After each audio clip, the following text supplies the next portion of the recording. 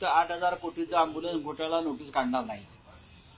500 कोटीच्या राहुल कुलच्या मनी लॉन्ड्रिंग हिमा पाठकला नोटीस काढणार नाही. कारखाना 189 कोटीचं मनी लॉन्ड्रिंग त्याला नोटीस काढणार नाही. 70,000 कोटीचा सिंचन घोटाळा बरं का उपमुख्यमंत्र्यांचा किंवा सहकारी बँक घोटाळा त्यांना नोटीस काढणार नाही. त्यानंतर हसन मुश्रीफ यांच्या ज्या आलेल्या नोटीस आहेत त्या जाळून टाकतील. प्रफुल्ल पटेलला नोटीस निघणार नाही. हेमंत बिश्व शर्माला नोटीस निघणार नाही. म्हणजे या महाराष्ट्रात किंवा देशामध्ये जे विरोधी पक्षामध्ये आहेत किंवा जे हुकुमशाही विरुद्ध लढत आहेत त्यांना नोटीस काढण्याचं एक नवीन तंत्र सुरू झालंय.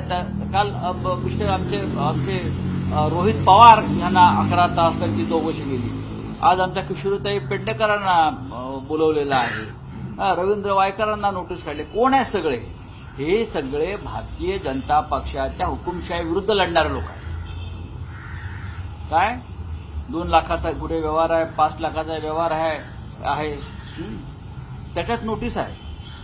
पण ह्यांची पोरं बाळं 10-10, 50-50 हजार कोटीचे घोटाळे करून पळून गेले, देशाला बुडवून पळून गेले. त्यांच्यावरती लक्ष नाही कोणाचं. संदीप राऊत यांना नोटीस आली आहे, मला माहिती आहे. त्यांचं हॉटेल आहे, त्या हॉटेलमध्ये खिचडीसाठी त्यांचं किचन वापरण्यात आलं. काय आणि माझ्या मुलीने त्यांना मदत केली याविषयी ईडी नोटीस पाठवते. किती हास्यास्पद आणि मूर्खपणा आहे. पण काही हरकत नाही. आमच्या घरातले लोक जातील, उभे राहतील ठामपणे, का हवं ते करा. हे काय चाललंय राज्यामध्ये? का मोगलाई चालू आहे का? मोदींचं राज्य आहे का औरंगजेबाचं राज्य आहे? कुणाचं राज्य आहे? महाराष्ट्रामध्ये देवेंद्र फडणवीसचं राज्य आहे की अफजल खान शाहिस्ता खानाचं राज्य आहे की निजामशाही आलेली आहे? करा. आम्ही गुडघे टेकणारे लोक नाही आहोत. 2-5 लाखासाठी तुम्ही आम्हाला नोटिसा पाठवता व्यवहारासाठी का? तुम्ही काय करता? चिंचोके खाता? तुमची बायका परत परदेशात जाऊन राहतायत लंडनमध्ये 2-2, 3-3, 4-4 महिने विला घेऊन स्वतःचे. कुठून आले पैसे? त्याचे प्रायोजक कोण आहेत सांगू का? पण आम्ही कुटुंबापर्यंत शिरणार नाही. आम्ही कुटुंबापर्यंत शिरणार नाही. लक्षात घ्या. आमच्यावर संस्कार आहेत. हे संस्कार बाळासाहेब ठाकरेंचे आहेत, यशवंतराव चव्हाणांचे आहेत, उद्धव ठाकरे, शरद पवारांचे आहेत. हे आमच्यावर संस्कार. एखाद्याच्या कुटुंबापर्यंत जायचं. लढाई आमच्याशी लढा ना तुम्ही. हिंमत आहे तर. नामर्द आहेत तुम्ही. आणि हे जे ईडी फिडी चाललंय ना, या ईडीवाल्यांना आम्ही नोटिसा मारू. नंतर जे खेळ चालले आहेत ना, आज ज्या पद्धतीनं आमच्या लोकांना बोलवतायत हे बेकायदेशीरपणे, त्यांनाही आम्ही आरोपीच्या पिंजऱ्यात उभे करू. जा हवं ते करा. काय आम्ही हे बघ, हे जे घर आहे ना, हे डरपोक लोकांचं घर नाहीये. आमच्या रक्तात शिवसेना आहे. काल रोहित पवारांचं सुद्धा आपण ऐकलं असेल. स्वाभिमानी मराठी माणसा होता. हा महाराष्ट्र स्वाभिमानांचा आहे, डरपोक लोकांचा नाही. जे डरपोक होते ते तुमच्या कल्पात शिरले. आम्ही नाही जाणार. लाज वाटली पाहिजे तुम्हाला. किशोरीताई पेडणेकरांना बोलवताय, मुंबईच्या माजी महापौरांना 2-5 लाखाच्या व्यवहारासाठी. कसला हिशोब करताय तुम्ही?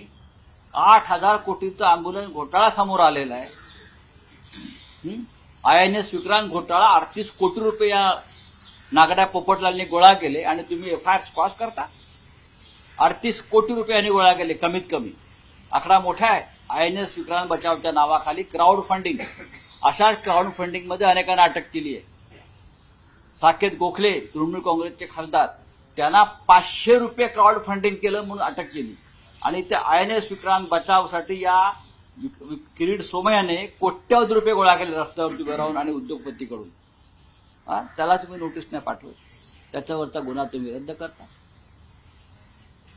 आम्ही जे एक जितून नवनालीचं प्रकरण काढलं होतं, ती कशी खंडणी सुरू आहे तपास यंत्रणांची, त्यांच्यावर गुन्हा दाखल केला होता आमच्या सरकारनं. तो तुम्ही गुन्हा रद्द केला आणि आम्हाला नोटिसा पाठवतात. अरे पाठवा नोटिसा. म्हणजे नोटीसला घाबरतो काय आम्ही? काय करणार? अटक करणार ना. करा. 70,000 कोटीचा देखील घोटाळा बाहेर काढून त्यांना तुरुंगात टाकू असं एक गोष्ट बोलली होती मध्यंतरी. कोण बोलला? मोदी म्हणाले 70,000 कोटीचा. मग काढला ना घोटाळा. तो काय ताबडतोब घोटाळा करून त्याला तुरुंगात टाकला अजित पवारना सरकारच्या. डेप्युटी सीएम मांडीवर, या मांडीवरती अजित पवार, या मांडीवरती हसन मुश्रीफ आणि खांद्यावरती प्रफुल्ल पटेल. काय सांगताय तुम्ही मला? रामाची पूजा करता सत्यवचनी, रामच तुमचा वध करणार आहे. बोला. सर, केंद्रीय मंत्रिमंडळाकडून नरेंद्र मोदी पंतप्रधानांचं गुणगान करणारा ठराव पास होणार आहे. त्यात त्यांनी असं म्हटलं आहे की पंतप्रधान मोदी केवळ जननायकच नाही तर नव्या युगाचे प्रवर्तक आहे. असं कोण म्हणतंय? ठराव पास करणार आहे. बरोबर, ठराव कसला डराव आहे तो. चला. ममता बॅनर्जी हे आता दुसऱ्या स्वबळावरती आता पक्ष ममता बॅनर्जी संदर्भात काल ही माहिती आलेली की आता ते इंडियाच्या पेक्षा काय? वेगळं स्वबळावरती पक्ष आता लढवणार. बघा, आप आणि ममता बॅनर्जी ह्या इंडिया आघाडीतच आहे.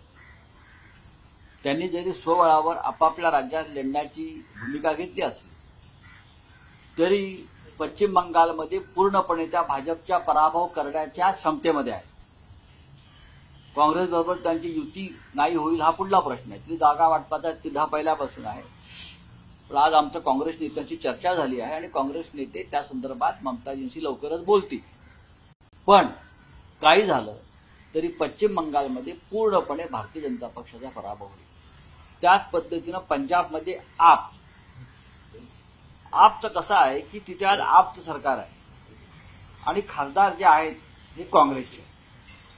थोडं जागा वाटपात जसं आम्ही म्हणतो आम्ही सिटिंग जागा सोडणार नाही, काँग्रेसची पण ती काही काळ भूमिका असू शकते, पण त्यातून चर्चा निर्माण होईल. पण काही झालं तरी पंजाबमध्ये भारतीय जनता पक्षाचाच पराभव होईल आणि आप इंडिया आघाडीतच आहे. कशामध्ये बैठक होणार आहे? आज महाविकास आघाडीची बैठक आहे. कोणकोणत्या जागांवर एकमत झालेलं आहे? आज नक्कीच महाविकास आघाडीची बैठक आहे. काँग्रेस, राष्ट्रवादी काँग्रेस, महाविकास आघाडीची. त्याच्यामध्ये आम्ही डाव्यांनाही बोलवल्या. डावे पक्ष जे आहेत सीपीआय, आम्ही त्यांनाही आमंत्रित केलेलं आहे. आम्ही वंचित बहुजन आघाडीलाही निमंत्रित केलेलं आहे. महाराष्ट्रात आम्ही एकत्र येऊन भारतीय जनता पक्षाचा पराभव करावा हुकुमशाहीचा ही आमची भूमिका आहे. त्याच्यामुळे डावे पक्ष असतील, वंचित असेल, वंचित एक महत्वाचा घटक आहे यार. आणि आमचं माननीय प्रकाश आंबेडकरांशी चर्चा सुरू आणि झालेली आहे.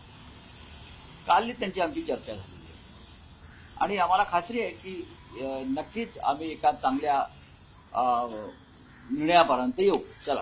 ज्या मुदत ठेवी होत्या एफडी त्या 2022ला 91,000 कोटी होत्या आणि आजच्या घडीला 2023च्या एंडिंगला त्या 84,000 कोटींवर आलेल्या आहेत. काय वाटतं, हा जो मुदत ठेवीच्या हा घोटाळा आहे.